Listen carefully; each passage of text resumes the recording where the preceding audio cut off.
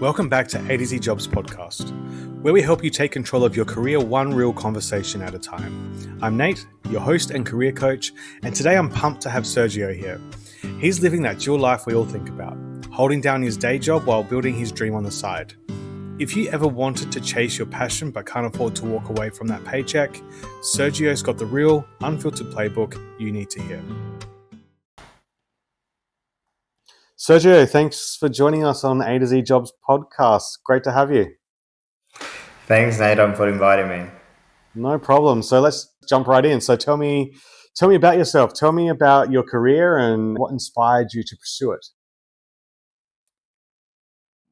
Well, to me, a career is just a starting point of a much larger journey. So I'm currently working in HR, HR consultant, and also I'm an academic for the University of Sydney and Macquarie University, the discipline of innovation, entrepreneurship, and strategy for the business school, and also doing other things, and also pursuing my own business in consultancy, helping small and medium businesses.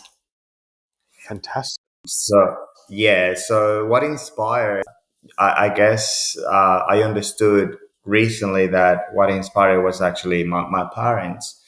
They didn't have any level of education, they managed to give us education and give us all the tools that we needed to survive, in a competitive world. So they did that through, building their own businesses, and that stick with me during my whole life. And then I went and I did, I studied engineering, and then after that, studied English as well. And then I decided to run my own businesses. So they equipped me with all the skills that I needed, but more than that, they inspire me to have this entrepreneurial mindset that I have.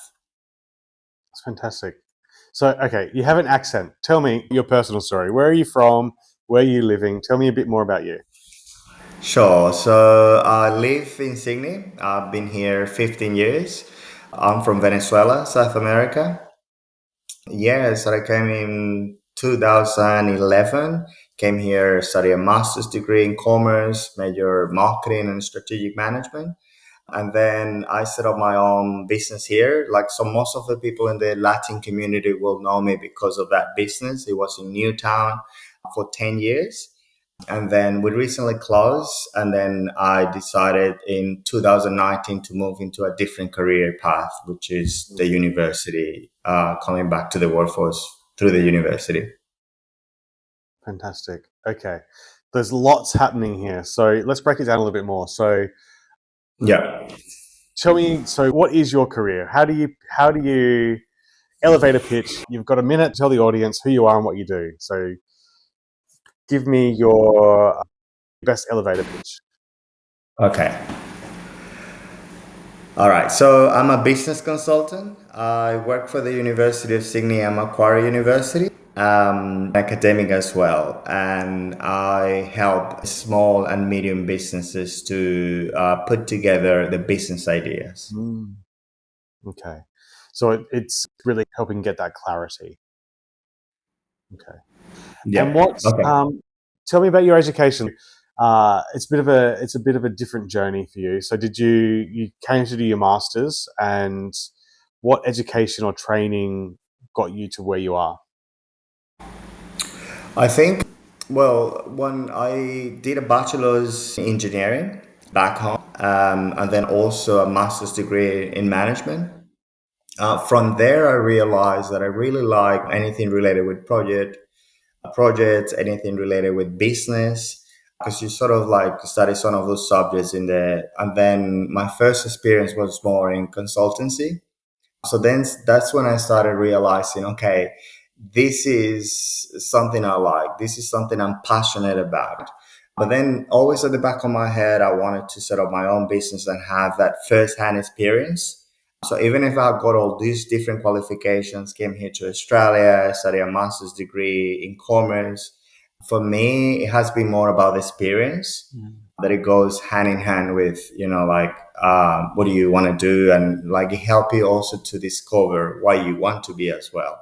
So education wise, I have done a lot of things. I have studied a lot of things. I'm an academic, so I'm all about, the books, trainings, and like passionate about knowledge. But I guess you sort of discover your own journey as well. I believe you discover what you like and you discover what you want to explore more. And I believe that's how it should be anyway, because universities give you just, like fundamentals to be professional, to have critical thinking. And then from there, you use that and then you pivot into whatever you want. You make it your own. So many guests just say, you don't find your niche. Your niche finds you. You're not necessarily looking for it, but it's a calling. You get that calling, and that's the situation where you find yourself and it feels right. And quite often you'll do different journeys, different jobs until you get the one that feels right. Very true. Like for me, it has been always, my whole life has been, I feel like life has this way of presenting opportunities that are meant to be for you, right? So to be honest, I never pursued teaching, which is an interesting thing. I never did. Like I literally taught my little sister, how to read, and that's how I knew that I like it, and I knew I was good at it. And then when I was doing my bachelor's degree, I was teaching as well. I was teaching math and teaching physics and doing a job while I was studying. And then again, someone say, "Oh, this university is looking for a staff," and then I leave my resume. Next thing they call me. I never really have to work so hard. So it's interesting how life, I think you have to sort of switch off sometimes the noise of what is out there and what is the expectation for you and all of that, and just listen, because sometimes I just be more aware of what's happening. Mm. So that has been my own experience as well. I agree 100%. Like I never pursued teaching. Like now I do, and then I train, and then because I start listening to the signs, like sometimes you get frustrated because you try to pursue a certain journey or certain things that you have in your mind, but it's not working out for you. Now maybe what you got to do is just observe the world, observe what the people are telling you as well.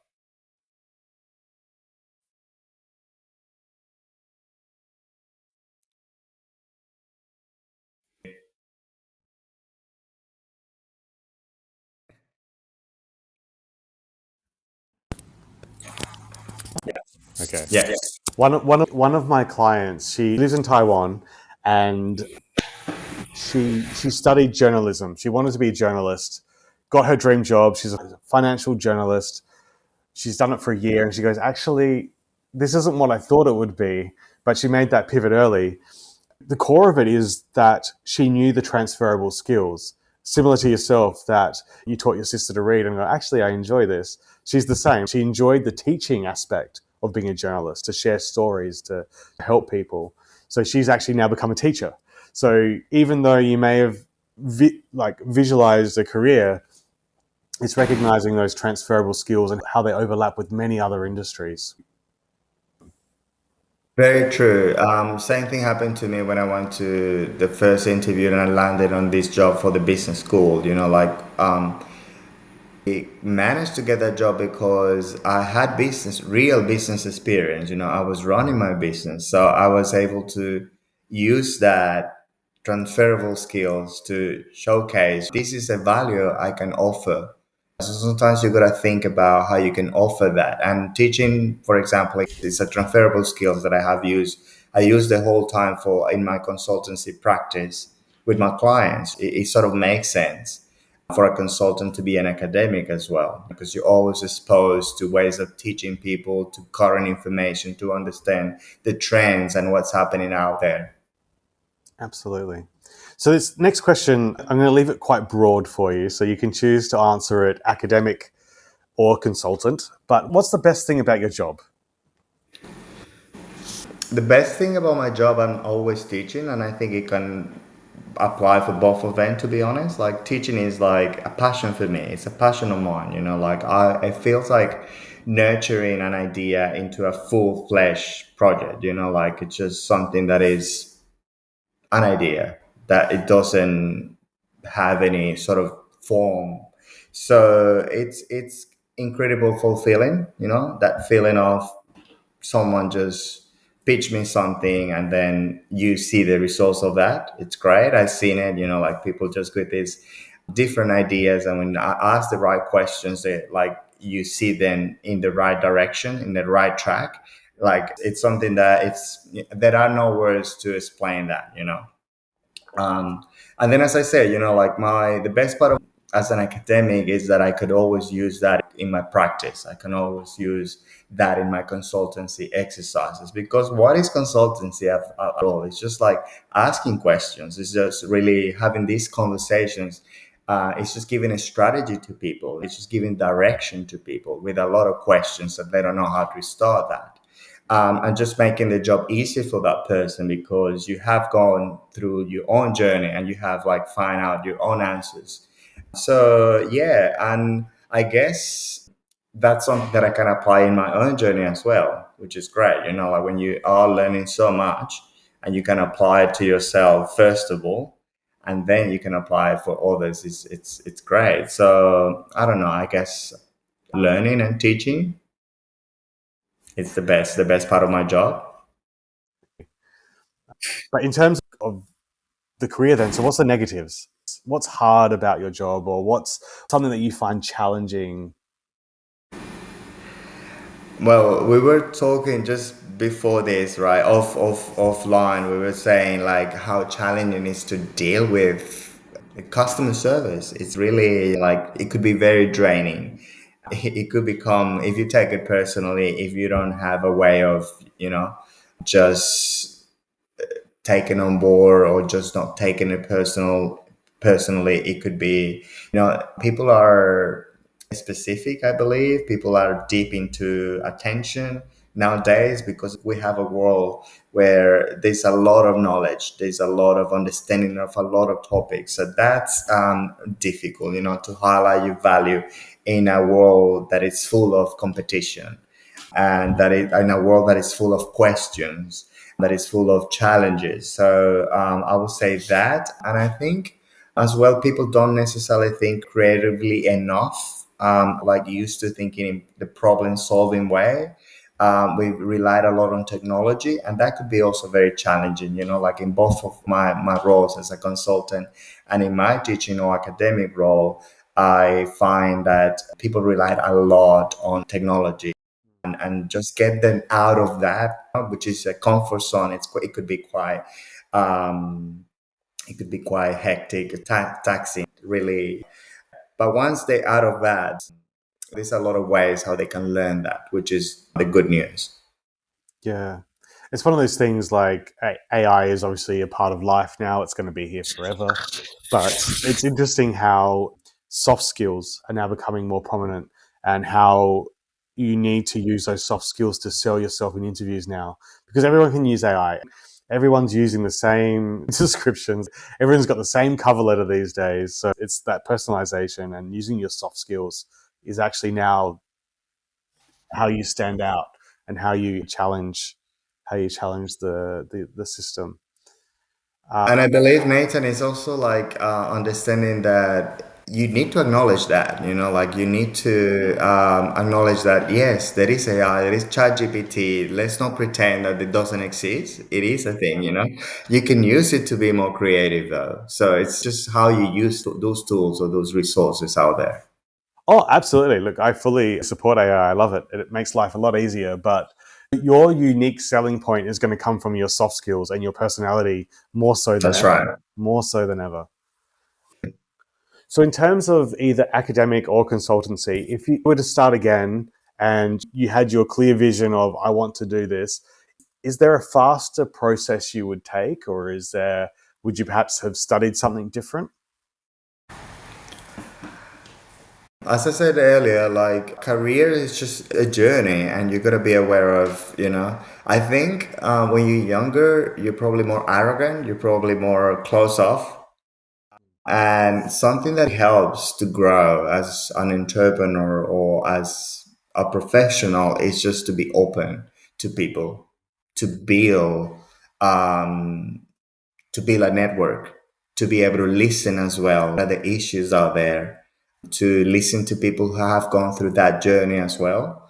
To have a mentor, if you can invest in yourself, you can invest in a mentor or a coach or a consultant, it's the best investment that you can do, because that clarity, it helps a lot, working on yourself. Look, what I will do, and as you said earlier, working on myself, working on my soft skills. I nowadays I have these different journals. So I go like a gratitude journal. I go like this other journal that is all about thoughts, and so I will have never done that 10 years ago. But now I have seen how those exercises, even if it sounds cliche, helps a lot for clarity, for perspective, for sort of manifesting or focus or whatever you want to call it. It helps a lot. That I would change. I would have worked earlier in my career in that, in ensuring that I take that on board, that I'm not that closed off, or I'm more self aware, that you build yourself when you're more open to people. I love that. So for career clarity, for you, it's more self-reflection, working more on yourself than it is working on looking at the industry, trying to climb a corporate ladder. It's more about introspection and looking at what it is that your core values are and what direction it's leading you. Definitely, it's more about you, your career and the focus, and like just putting together the resume and preparing for that interview is just the result of working on yourself, because a lot of things is you being your worst enemy as well. Sometimes it's you a lot of fears, so not being able to overcome that you want to do, not following your passion because you're following someone else's dream. You're not true to yourself. So it has to do a lot with you. And that's for anything, to become an entrepreneur, to become a professional that is happy in what you're doing and passionate about what you're doing. Nathan, I believe that when you have passion for something, the chances that you're more successful are higher. Mm, absolutely. So when you're more in connection to that, you're making your life so much easier. So you mentioned mentors, which is, I've always relied quite heavily on my mentors. So in terms of mentorship, did you have a structured program, or was it more of a casual, you sort of met someone who gave you some good advice? How did you find your mentorship and how did you use it? Yeah. It's interesting because, as I said before, like 10 years ago, I couldn't have done that, but now I'm more pro mental health. So even psychologists, if you got like internal things, you feel like you need to speak with someone about it, do it, and do it with a professional, because they've been trained to do that. When it comes to career, it helps a lot. Again, it's a conversation. So that conversation that you cannot have with, it's not the same that having that conversation with a family member or having that conversation with your partner or a friend. It's a conversation that someone will ask you the right questions. They see it from an objective perspective, because sometimes you can get people that you're telling your problem, it will be biased about giving you the answers you want to listen. While you do it with a professional, they ask you those challenging and uncomfortable questions. So last year, I went into this mentorship program that was part of the university, and I was coached by this finance manager. Really, she's in a really high end position, and she asked me interesting questions. So, like questions like, "How do you feel like what you're doing now is going to take you to what you want to be?" And that's such a deep question to answer. That I feel like you've got to ask yourself that question not once but many times, right? So I think having these conversations definitely help you, give you more clarity. And to be fair and to be honest, like I went there with a different purpose, with a different idea in mind, and I got, So then from then I decided, no, I have to pursue what makes me happy, what makes sense for me, what I have done, what I feel comfortable with. And then probably look for, and also be aware of your weaknesses as well. Those exercises also make you more aware of your weaknesses and understand that, what, like you're not good at that. You probably need to look for someone else to do that job for you, or to help you in that specific area that you're not good at. Hmm. And I think, like you mentioned, like with your career journey, you're looking at a few different paths. You've got a few different things happening, and I think it's Good to highlight that you've found your purpose, you've got your direction, and you've been quite resourceful, really, in terms of trying to make that transition. You said a few times that career is like a living thing. It's not necessarily a straight path anymore. So you've got your academic work, but that helps with some of the core values, but you've also got your consultancy work, which is, I'm guessing, is where your true passion is. But being able to overlap those and have a transition period and using mentors to help that. But it's also something that is worth mentioning for the fact of people think career changes. I quit a job, I start a new job in a new industry, but very rarely is that how it actually works. It really is that transition period. That's right. I guess it's just like thinking outside the box and thinking, how can you use what you already have? And how can you go even like if you need to start from a junior position, how can they be useful for your next career or for your final goal? Because sometimes it's a financial decision, right? So you got to do what you got to do. You can also do certain career movements that can help you. So for me, academia is a great way to learn about things that I'm not comfortable with or I'm not familiar with.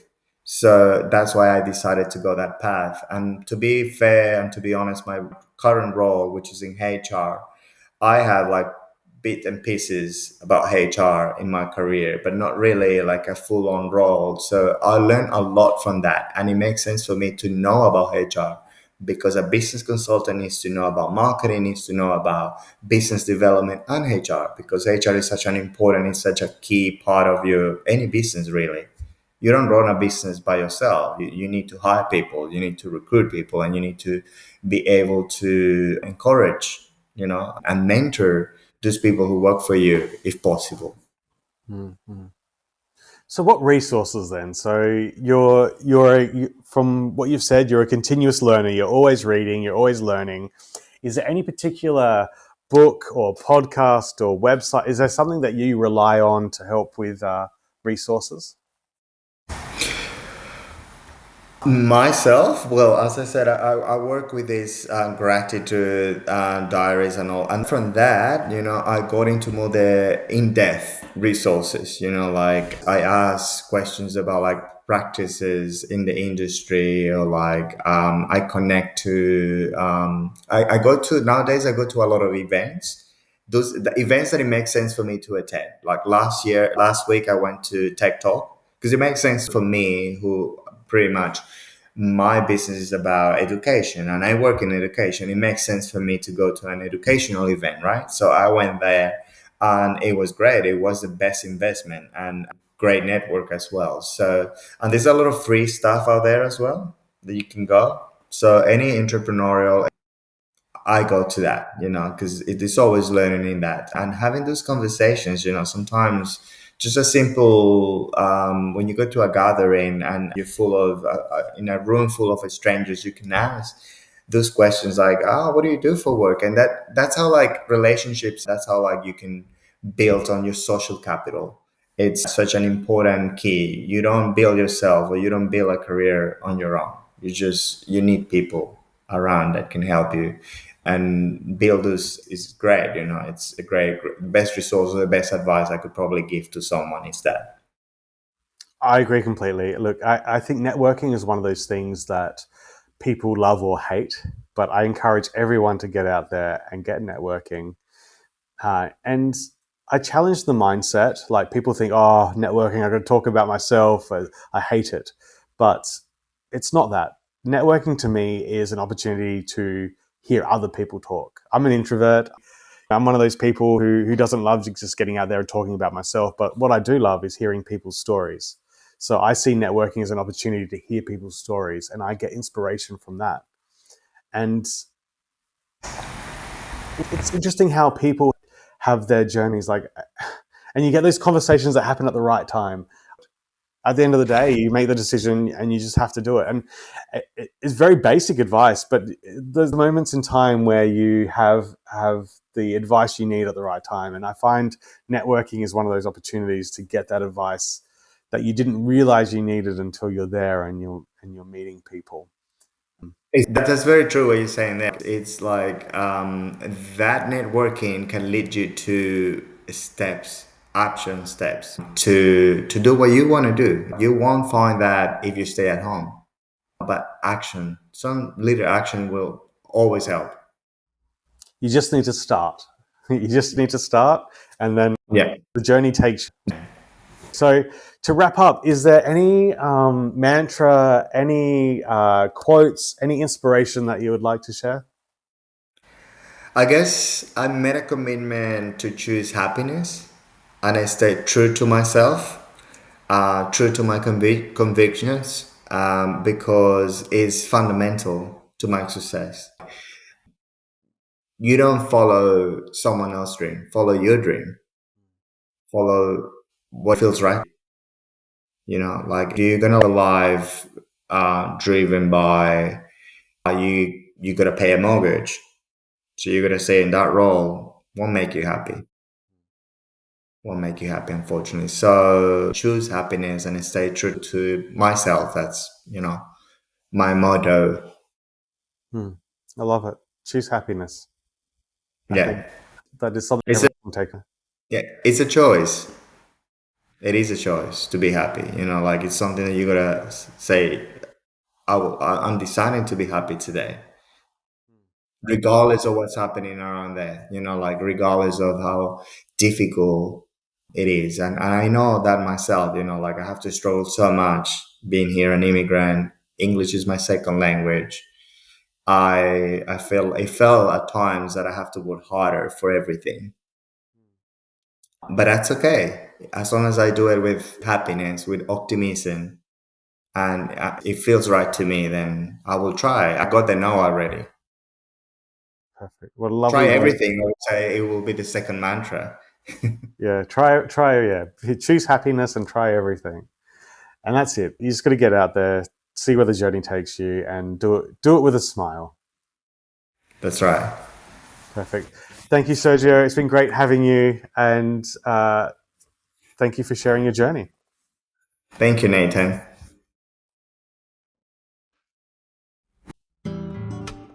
If you'd like more information about this podcast or our other guests, please check out coachingbynate.com for more resources and learn how coaching and mentoring can help develop your career.